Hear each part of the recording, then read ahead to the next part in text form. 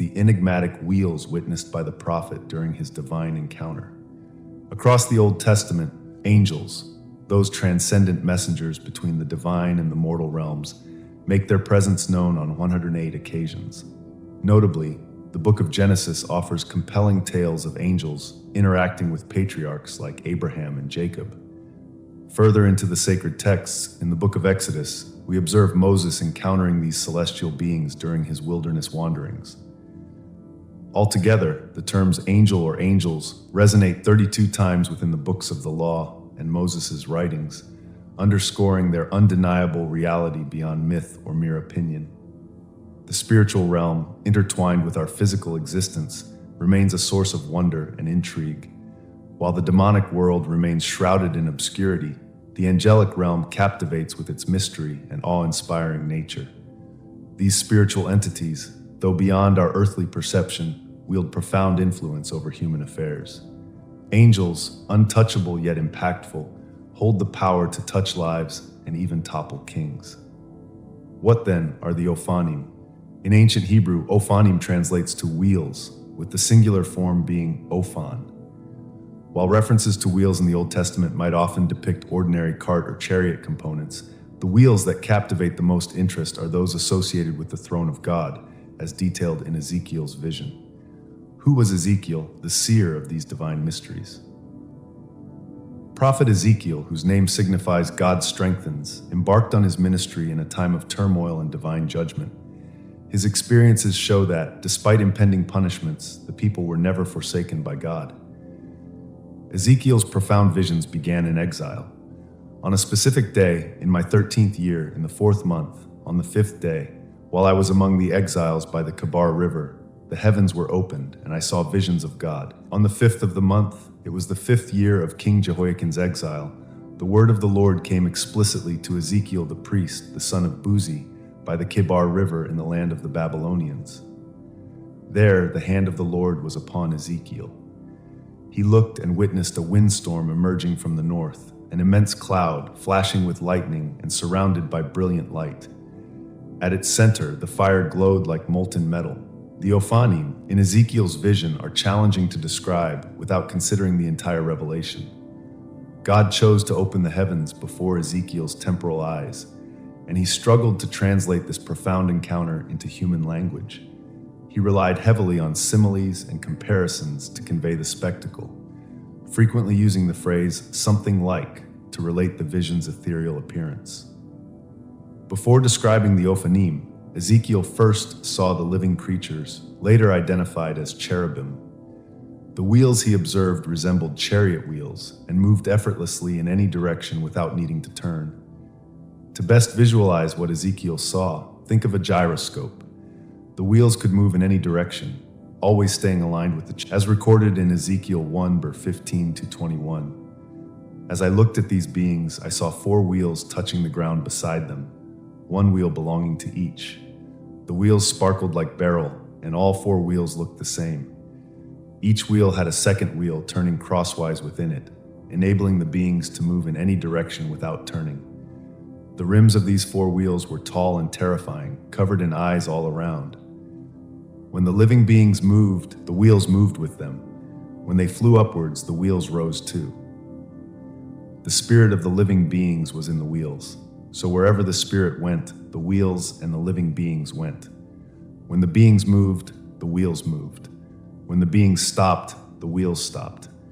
When the beings flew upwards, the wheels rose up, for the spirit of the living beings was in the wheels. Ezekiel continued to describe the seamless interaction between the wheels and the cherubim. Wherever the cherubim went, the wheels followed, as the Spirit of God manifested through their synchronized movement.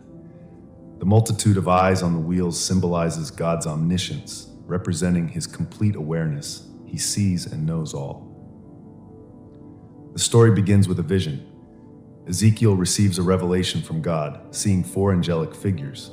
In this vision, God appoints Ezekiel as his spokesperson and watchman to the Hebrew exiles. This vision is the first of 4 in the book. Ezekiel provided these visions through analogies and then interpreted them to convey their message.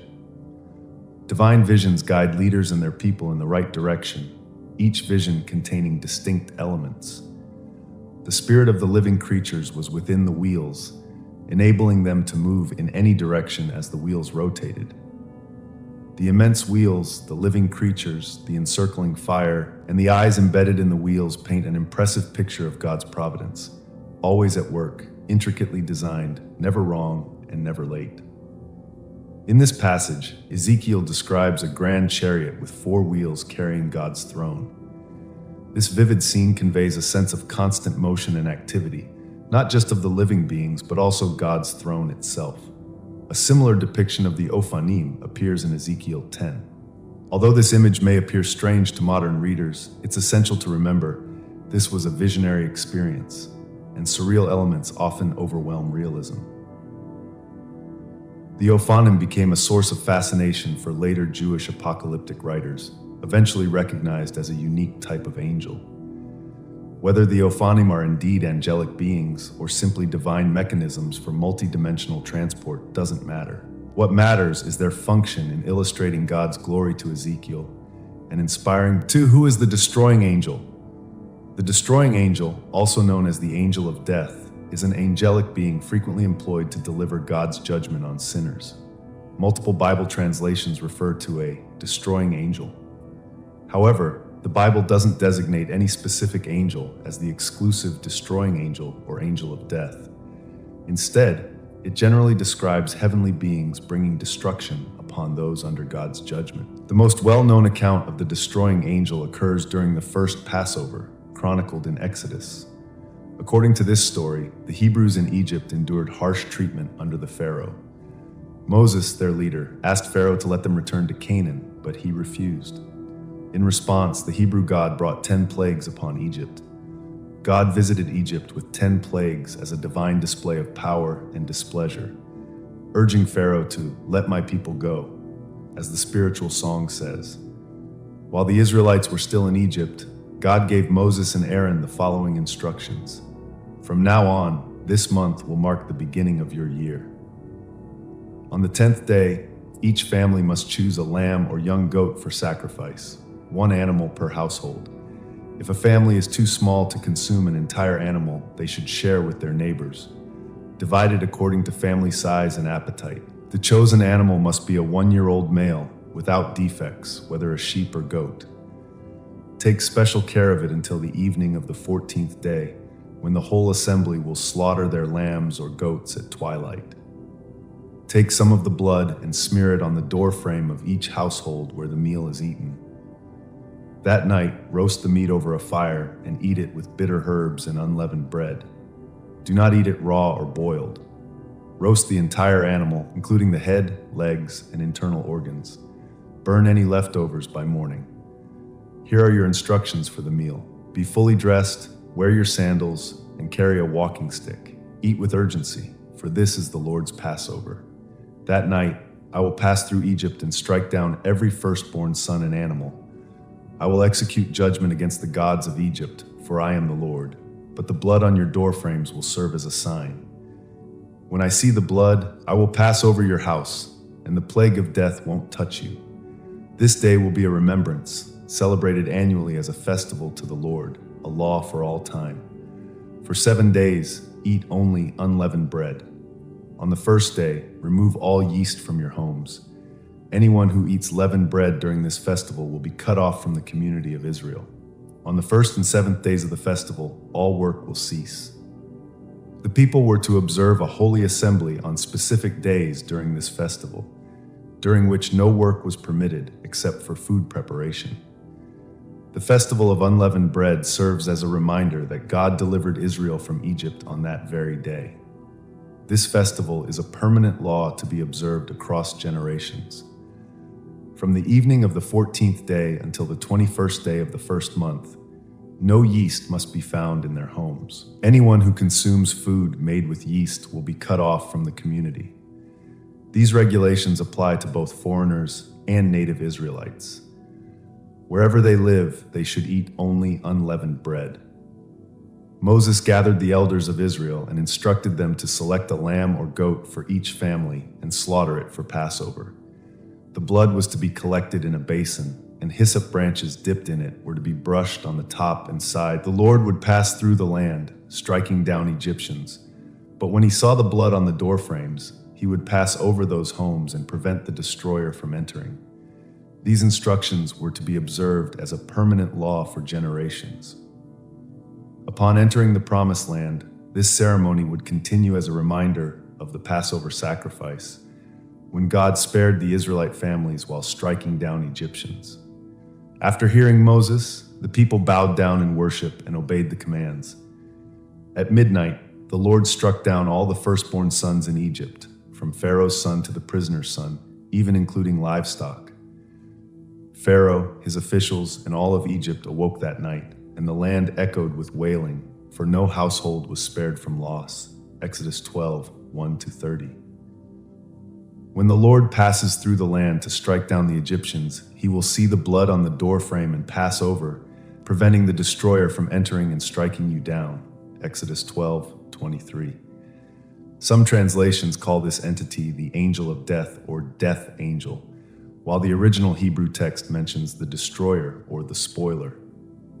Psalm 78 summarizes the plagues as God unleashing a band of destroying angels, verse 49. The Hebrew word for angel here doesn't refer to a specific one. The destroyer could have been God himself or an angel sent by God, as described in Hebrews 11:27-28. God also sent a destroying angel, a heavenly messenger tasked with bringing destruction to judge the Israelites due to David's sin of conducting a census. The Lord sent a plague upon Israel that morning, lasting for 3 days and claiming 70,000 lives across the nation, from Dan in the north to Beersheba in the south. As the angel prepared to destroy Jerusalem, the Lord relented and commanded the death angel to stop, saying, "That's enough." At that moment, the angel of the Lord stood by the threshing floor of Araunah the Jebusite. David saw the angel and pleaded to the Lord, "I am the one who has sinned and done wrong, but these people are innocent as sheep. What have they done? Let your anger fall upon me and my family." 2 Samuel 24, 1:15-17. During King Hezekiah's reign, the Assyrians who besieged Jerusalem met a similar fate through an angel of death or destroying angel. This is what the Lord says about the king of Assyria. His armies will not enter Jerusalem, nor will they even shoot an arrow at it. They will not march outside its gates with shields or build earthen ramps against its walls. The king will return to his own country by the same road he came on. He will not enter this city, says the Lord. For my own honor and the sake of my servant David, I will defend and protect this city. That night, the angel of the Lord went out and struck down 185,000 Assyrian soldiers. In the morning, the survivors awoke to corpses scattered throughout the camp. 2 Kings 19:32-35. Another angel brought death and destruction in the judgment of King Herod.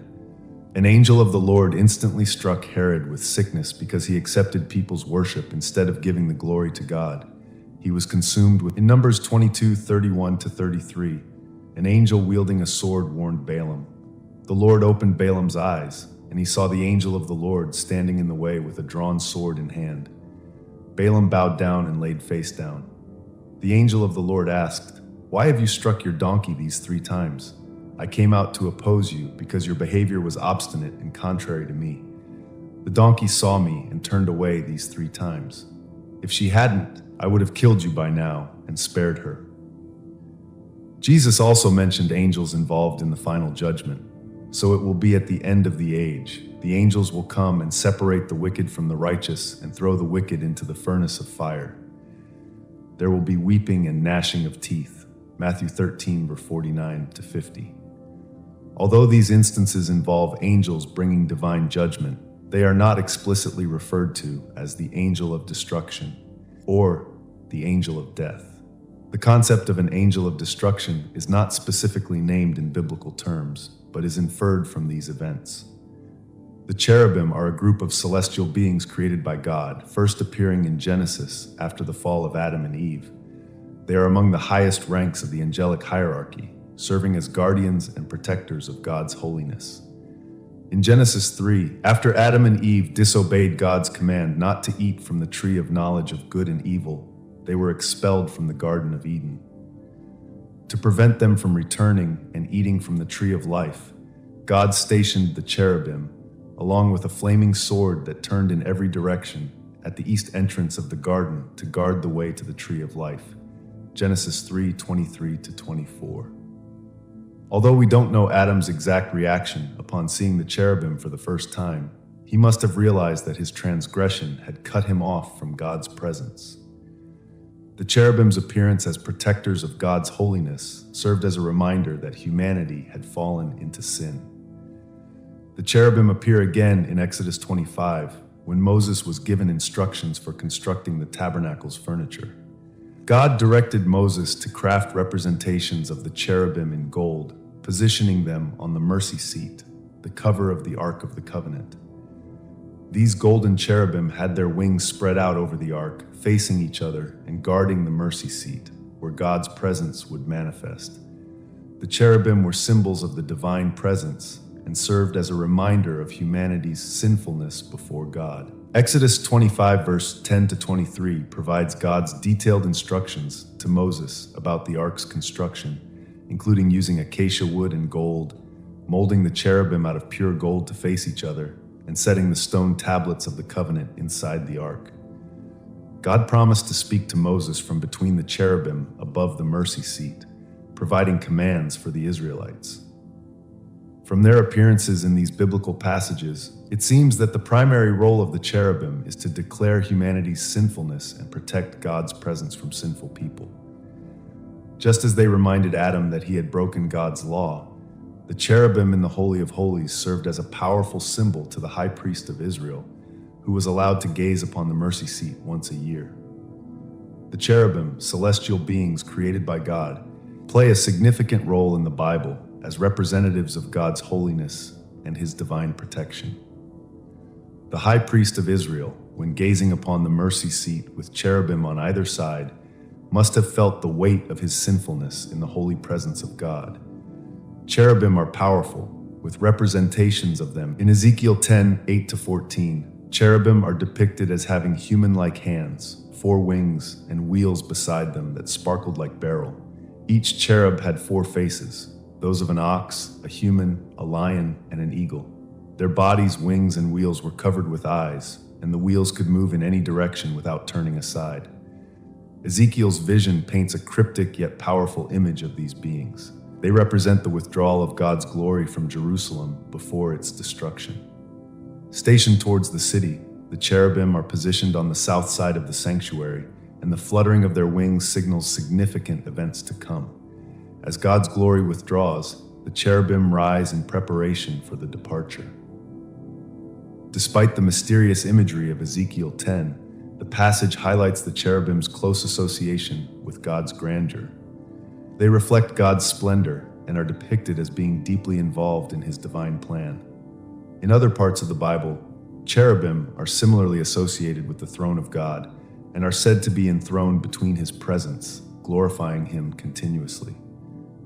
Psalm 81 and Psalm 99:1 depict the Lord seated on his throne between the cherubim, shepherding Israel and shining forth in radiant glory. While cherubim and seraphim, different classes of celestial beings, are distinct in the Bible, they share the common purpose of glorifying God. They continuously give testimony to God's splendor, but even they pale in comparison to Jesus, the Lord of glory. In the end, every power in heaven and on earth will bow before him in adoration. In the tabernacle in the wilderness, guardian cherubim designs were incorporated into the golden mercy seat, Exodus 25:18. The cherubim served a dual purpose. They protected the most sacred area from those who were not permitted to enter, and affirmed the high priest's rightful access as a mediator. As the designated representative of the people before God, the high priest alone could enter the inner sanctuary, provided he did so with blood as a means of atonement. Today, through the redemptive work of Jesus, every believer has direct access to God's holy presence. As priests, we can approach God confidently because of what Christ accomplished on the cross. The temple veil, which separated people from the holy place, has been torn open. The apostle